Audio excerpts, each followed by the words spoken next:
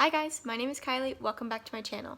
So in today's video, I'm using my phone as the camera still, but I decided to flip it around and to do like selfie mode, and then also to hold the camera instead of setting it up on a tripod.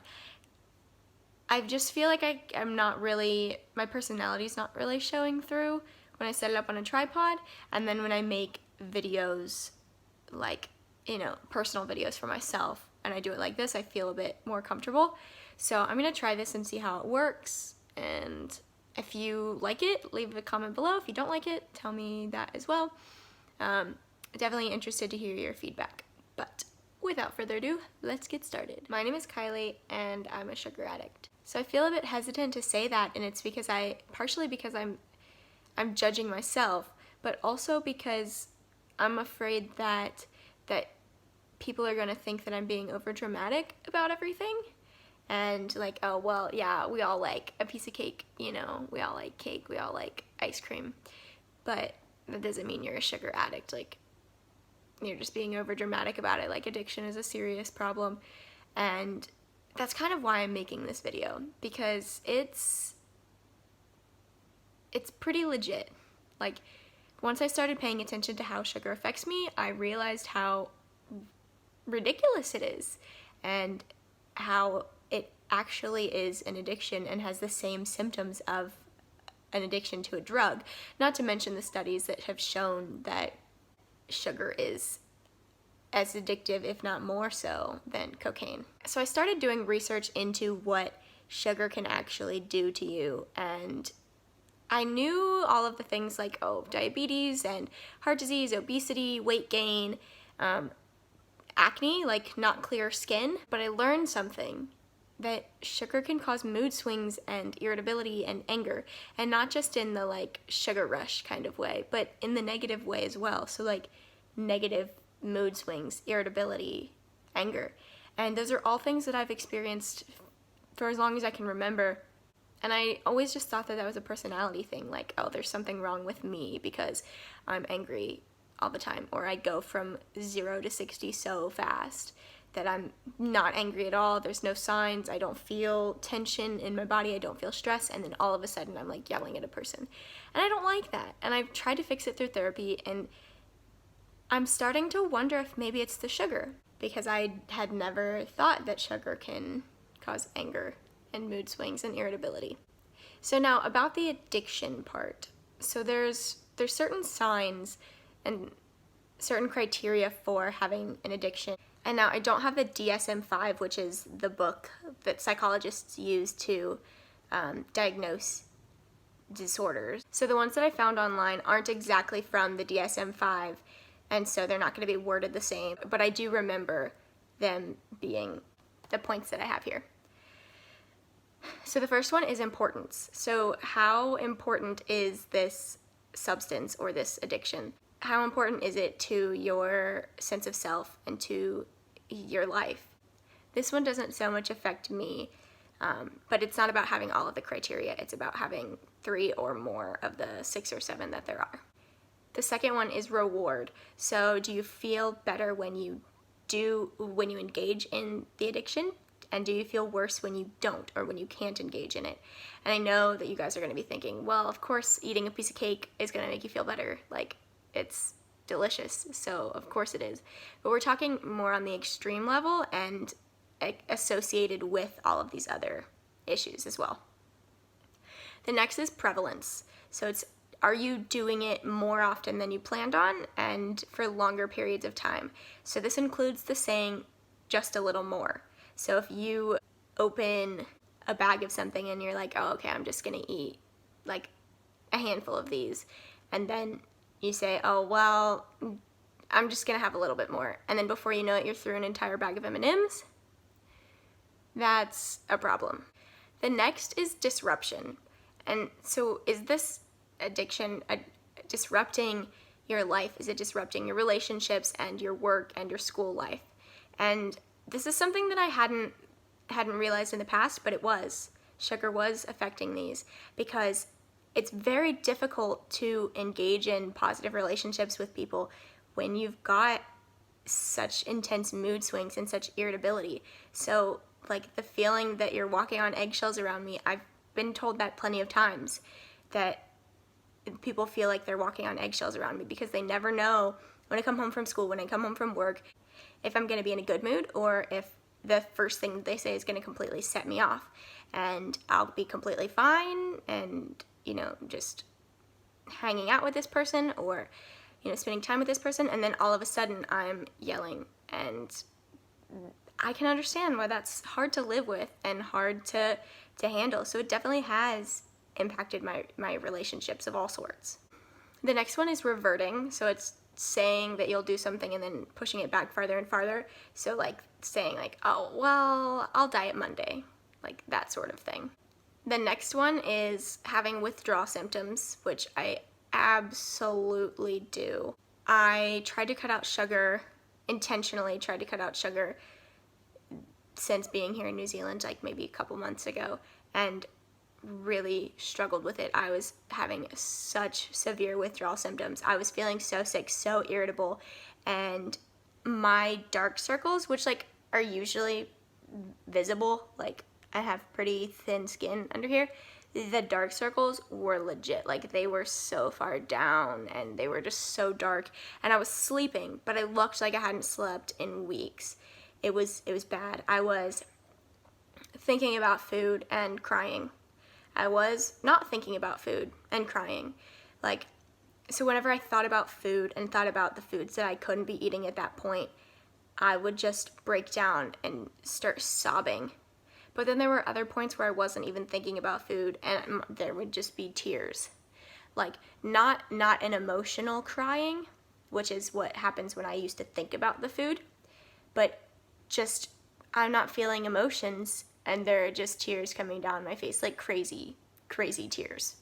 So there's that. And the last one is called cessation, and I feel like this one is really, really prevalent in my experience. And I think this is the biggest kind of indication that this sugar addiction is a bigger deal than people have been making it seem like it is. But I'll talk about that a bit later. First, I want to talk about the times that I've tried to cut sugar. So when I was in high school, my parents decided to cut sugar, and I was so bad off. For one, I don't remember there being any prep. Like, I don't remember it being a conversation. It was just like all of a sudden we decided to cut sugar. And so I don't remember feeling prepared for that. And I definitely wasn't mentally. Like, I wasn't at a place, like, I was a good weight. I felt healthy. I didn't think that I needed to be cutting sugar. And then they cut sugar out, and I got so bad withdrawal symptoms. I was so shaky. I felt sick all the time. I had headaches, and it got so bad that I asked a friend to bring in a Ziploc bag full of sugar from her home and bring it into school. And I literally just poured it into my hand and like licked it out. That's a bad sign.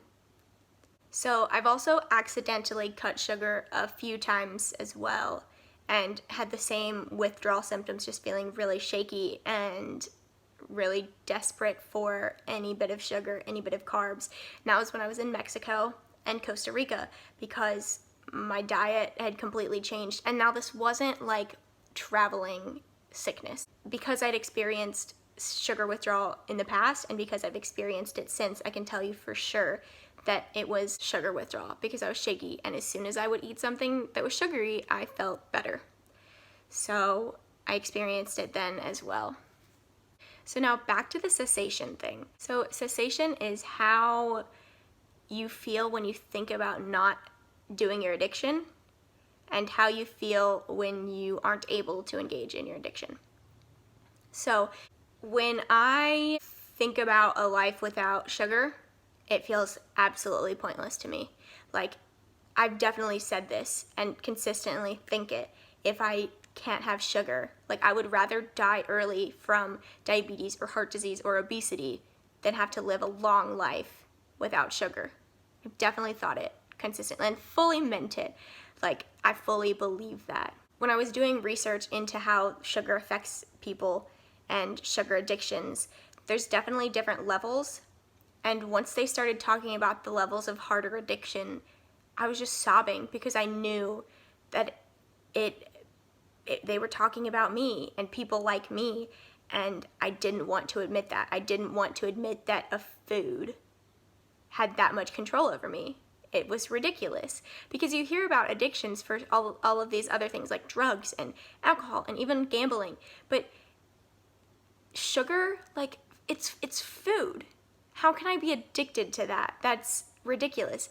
But I was just listening to all of these symptoms of being a sugar addict, and it was just hard to listen to, and I was just crying the entire time because I knew that they were talking about me, and I knew that I needed to do something to change it.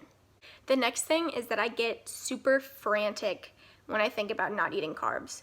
So when I think about not eating carbs, and when I think about not eating sugar, and even just for a couple days, like trying to break the addiction, and I'll just go a couple days without sugar, and I get frantic. And if I don't have the self-control, then I will just frantically binge on ridiculous food. Like, I'll go through an entire pack of cookies, plus a whole plate of pasta, plus a cupcake that I made, plus like anything that I can get my hands on, because I get very, very frantic about thinking about not being able to eat those carbs and those sugars. The last thing, and I think honestly the most important and the most telling of these symptoms, is that I'm afraid to not need sugar. So I'm so addicted to it that the addicted part of my brain doesn't want me to try to give up sugar, because I'm afraid that once I give it up for a while, that I won't need it and that I won't constantly be having it. So I know that when you go without sugar for a long period of time, it resets your palate and you don't want that sugar anymore, and the cravings get less and less, and that terrifies me. It absolutely terrifies me, because I'm so addicted to it that I don't want to think about not needing it. And I think once I had that realization is when I decided that I needed to do something about this. I needed to break this sugar addiction. So I've decided to do a 10-day sugar detox and see how I feel afterwards. So my goals with this sugar detox is that I will break the intense addiction that I have, and I'll break that feeling of fear around not needing the sugar anymore. I'm going to be doing it for 10 days, so hopefully the carb cravings will go down. They say day 3 and 4 is the hardest, or 2 and 3, and sometimes 4 are the hardest. So I'm really hoping that after 10 days that my palate is reset and that I start enjoying the natural sugars in certain foods like carrots or bell peppers that in the past I wouldn't have been able to taste. So that's part of it. And then the other part is that I want to see if cutting sugar for 10 days will help with my mood swings and my irritability and the anger that I experience. That's the exciting part, I think, for me, that I'm really hoping that within 10 days I can start to see a little bit of change in that area, because I've been to therapy for so long trying to fix those issues and just haven't had any luck. And not for lack of trying. Therapists have told me this, that I'm kind of the ideal patient because I enjoy going to therapy. I want to be there. I want to do the work. I always want to leave with homework because I'm eager to improve. And I just wasn't seeing the improvement that I wanted, because I'll be completely fine, and then when I get into that anger mode, all logic is out the door and it's too late by that point. So I'm really hoping that the sugar detox will help with that. So with this sugar detox, I've made some rules for myself, which is good, because that way it'll keep me more on track and I'll be less likely to give up, because I have a purpose for it and I have, actual guidelines of what I'm going to eat and what I'm not going to eat. So obviously no added sugars, so no sweets, anything like that, dessert, off the table. I'm not going to be eating any breads, because those turn straight into sugar, and a lot of them have added sugar as well. I'm not going to be doing any gluten either, which is not exactly the same thing, but because most of the foods that are gluten will already be being cut out because of the bread aspect of it. So yeah, that's another thing. I'm also doing no fruit because fruit has the same dopamine releases as sugar in your brain. I'm doing no milk because milk has a ridiculous amount of sugar as well. I am doing dairy, but not milk, so that means like cream, cheeses, anything like that. I'm doing no grains, which I kind of mentioned earlier with the bread thing, but I also mean like no rice as well. And then I'm gonna try to limit my potatoes. So foods that I'm allowed to have, so most vegetables, so I plan to be eating a lot of spinach, a lot of avocado, cucumber, peas. I don't like broccoli, but it's there if I want it. Asparagus, kale. I don't necessarily plan on eating these things, but I can definitely eat those. So all of those non-starchy vegetables. I'm gonna be doing all types of cheese, so any types of meat. I'm also gonna be doing cream and cocoa to make like a mousse, to maybe have that as my like dessert. And then I can have all seasonings. I'm gonna definitely be trying to keep my salt intake up because that will help with my electrolytes to help keep me feeling good. And then mustard. So if ever I have like beef, like hamburger patties or meatballs or something, then I'm gonna be able to use the mustard because it doesn't have any sugar like ketchup does. And then sometimes foods are like carrots and potatoes, bell peppers, and tomatoes. So those are the guidelines for my 10-day sugar detox, and I'll be uploading a video daily to keep you guys in the loop and share my progress. So I hope that you guys have enjoyed this video, and I hope that it's kind of changed your perspective to realize that a sugar addiction is a legitimate thing. Yes, it might seem ridiculous that I'm crying about carbs, but it's not that I'm just being overly sensitive about it. It's that I'm legitimately addicted to this, and that it's not something to be taken lightly and kind of like shrugged off, because it's really hard for me. I guess also that part of the reason that people don't seem to see that it's such a big issue is because I've kind of hid it. So when I am going to indulge in a ridiculous amount of carbs or sugar, I don't let that be seen. Like, I've hidden food in my room, definitely. I don't like to eat around other people when I'm trying to eat something that's like super sugary, because I don't want to feel like they're judging me.